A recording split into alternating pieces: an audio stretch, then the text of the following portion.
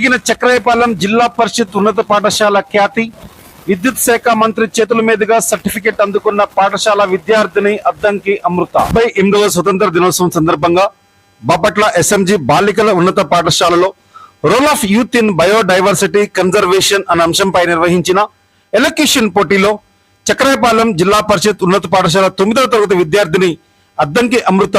జిల్లా స్థాయిలో ద్వితీయ స్థానంలో నిలవడం జరిగింది. ఈ విద్యార్థిని జిల్లా స్వాతంత్ర దినోత్సవ వేడుకల సందర్భంగా రాష్ట్ర విద్యుత్ శాఖ మంత్రి గొట్టిపాటి రవికుమార్, జిల్లా కలెక్టర్ వెంకట మురళి తదితరుల చేతుల మీదుగా